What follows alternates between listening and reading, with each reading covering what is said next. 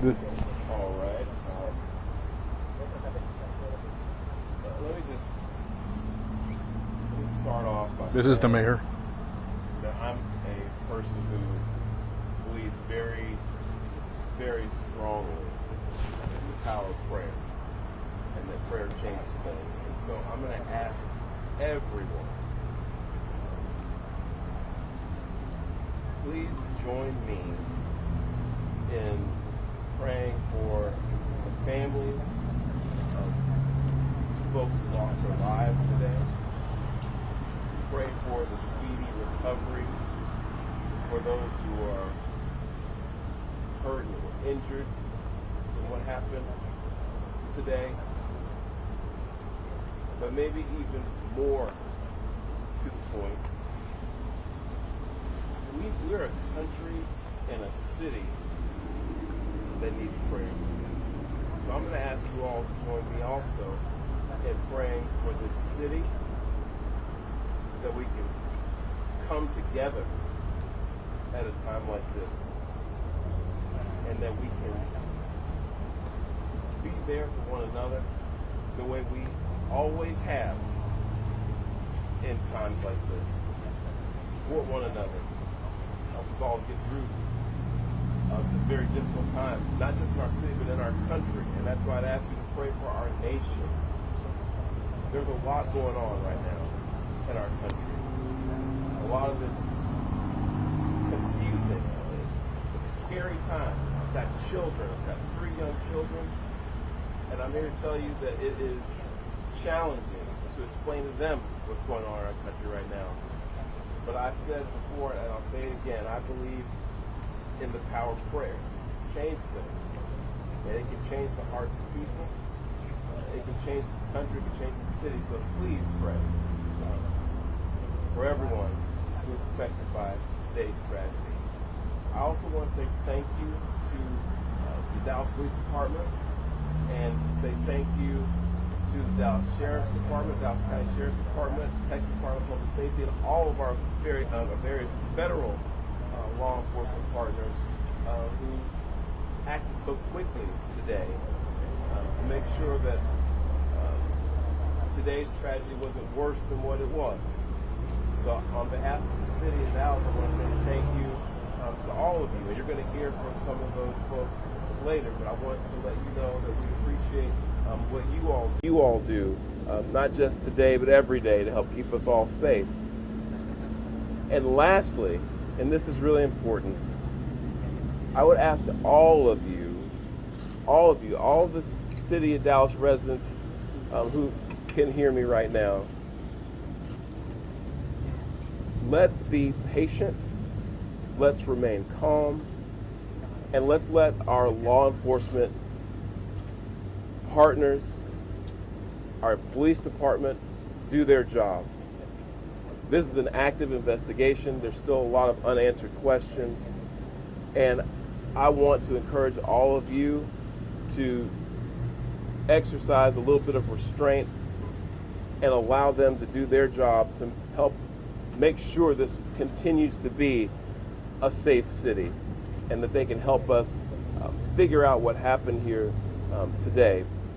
But with that, I want to say, again, thank you to all the folks who came out this morning from our law enforcement community. I'll turn it over to our police chief, Daniel Como, to speak a little bit more directly to the investigation itself. And with that, Chief Como, thank you. Thank you, Mayor. Today at approximately 6:40 a.m., we received a city officer call.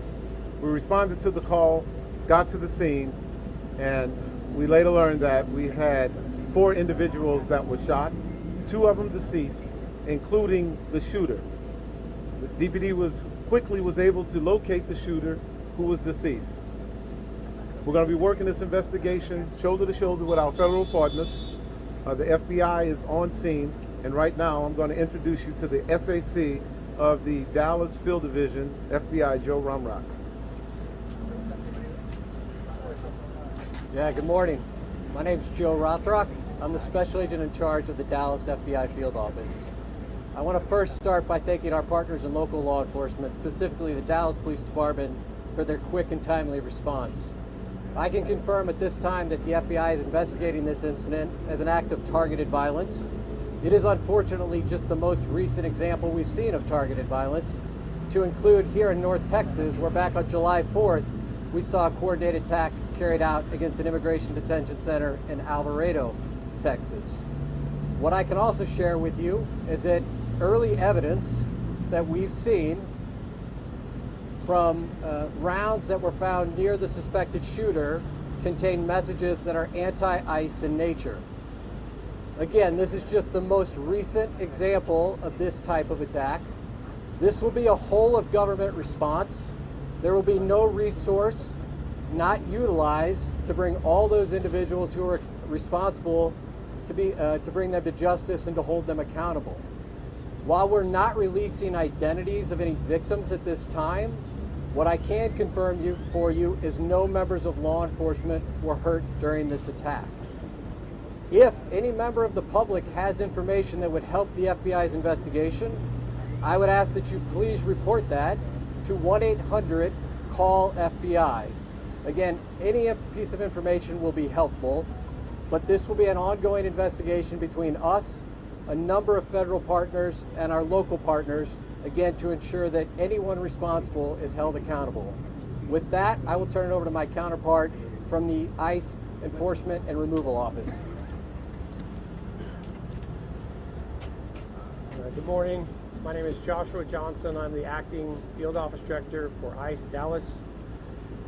I'll be brief with my comments, but I do want to start off by saying thank you to the Dallas Police Department, Dallas FBI, HSI, CBP, ATF, and virtually every law enforcement officer in North Texas for your support. This is the second time I've had to stand in front of you and talk about a shooter at one of my facilities, and I think that the takeaway from all of this is that the rhetoric has to stop.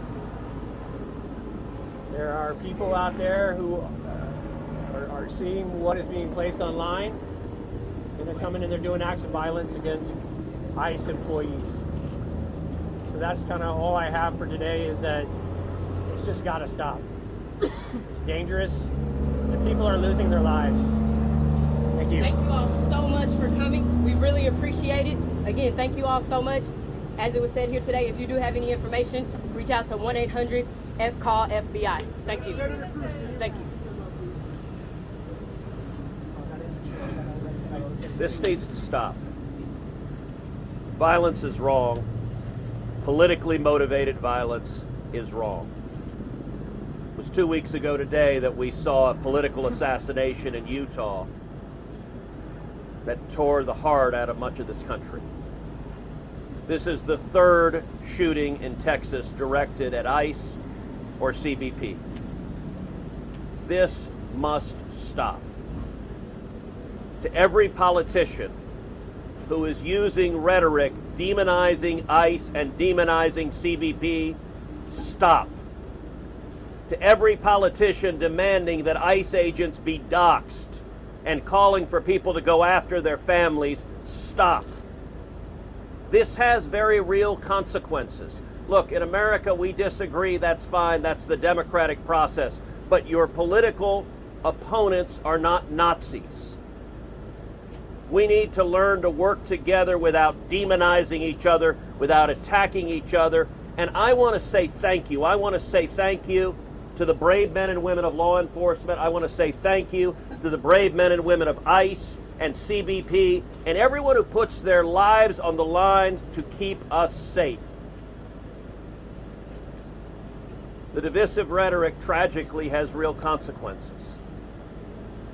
I hope that every one of us will pray, number one, for the safety of law enforcement that are risking their lives to keep us safe. Number two, for the health of those who were shot and injured today. We still don't know the full details of who was injured, but for the families also of the victims of this shooting. Violence has no place. It is wrong. And we should come together. If we want to have a debate about immigration policies, we can do so in the halls of Congress without demonizing each other, and especially without demonizing the men and women who every day put on a badge and go risk their lives to keep us safe.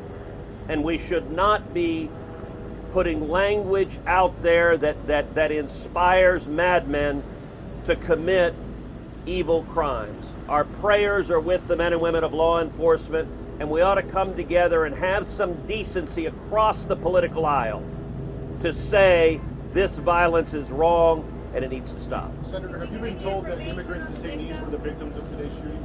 My understanding is the details of who the victims are still being ascertained, so I don't want to go ahead of law enforcement releasing these details. What they have said is that no law enforcement was injured, and so that's a natural inference, but I don't know the details. Special Agent, can you talk a little bit about some of the evidence you mentioned earlier? Just for clarity, I think there's going to be a lot of questions. Our understanding is that some of the shell casings had specific writing that was relevant to the voting. Give us more information. So I'm not going to go into any more details at this time. We will come back to you when we have more details to share. Again, our goal here will be transparency as those details become available, but we are still in the early stages of an investigation. Information is still coming in. When we have more details, we will come back to this group. And just clarify,